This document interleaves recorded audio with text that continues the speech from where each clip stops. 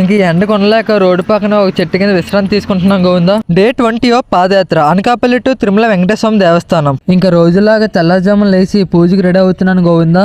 ఇంకా మా ఉదయం పూజ ముగించుకున్నాం గోవిందా. పూజ అయిపోయాక మళ్ళీ మా పాదయాత్రని ప్రారంభించాం గోవిందా. ఇంక ఇప్పుడే సూర్యోదయం అవుతుంది గోవిందా. ఇంకా మేము వెళ్తున్న దారిలో ఒక టిఫిన్ షాప్ దగ్గర ఆగి ఉదయం సద్దిని సేకరించాం గోవిందా. సద్దిని ముగించిన తర్వాత మళ్ళీ మా యాత్రని కొనసాగిస్తున్నాం గోవిందా. ఇంక ఎండ ఎక్కువగా ఉండడం వల్ల రోడ్డు పక్కన దిమ్మ ఉంటే కొద్దిసేపు విశ్రాంతి తీసుకున్నాం గోవిందా. ఇంకా మేము వెళ్తున్న దారిలో చాలా పెద్ద చెరువు ఉంది గోవిందా. ఇంకా గాలికి మా జెండా చూడడానికి గోవిందా ఎలా రప్పలప్పుడు ఆడుతుందో. ఇంకా మధ్యాహ్నం భిక్షకు అయ్యప్ప స్వామి గుడిలో ఆగాం గోవిందా. ఈ గుడి కావలికి ముందు ఉంటది గోవిందా. ఇంకా మధ్యాహ్నం భిక్ష కూడా గోవింద ఏర్పాటు చేశాడు గోవిందా. భిక్షను ఆరగించి కొంచెం విశ్రాంతి తీసుకున్నాం గోవిందా. ఇంకా మళ్ళీ మా పాదయాత్రని కొనసాగిస్తున్నాం గోవిందా. ఇంకా మెల్లగా కావలి చేరుకున్నాం గోవిందా. రేపు శనివారం అని దేవుడికి నైవేద్యం పెడదామని ఒక సీడ్ షాప్ కి వెళ్ళాను గోవిందా. పూతరేకులు ఉంటే తీసుకున్నాను గోవిందా. ఇంకా ఈ రోజు రాత్రికి విశ్రాంతి తీసుకున్నాక గోవిందుడు మాకు వసతి కలిసి చేశాడు గోవిందా. వాళ్ళ ఇంటికి వెళ్తున్నాం. ఇంకా గోవిందుడి ఇంటికి చేరుకున్నాం గోవిందా. ఇంకా పై 2 గదులు మాకు ఇచ్చారు గోవిందా విశ్రాంతి తీసుకున్నాకి. ఇంకా రాత్రి పూజకి రెడీ అయిపోతున్నాను గోవిందా.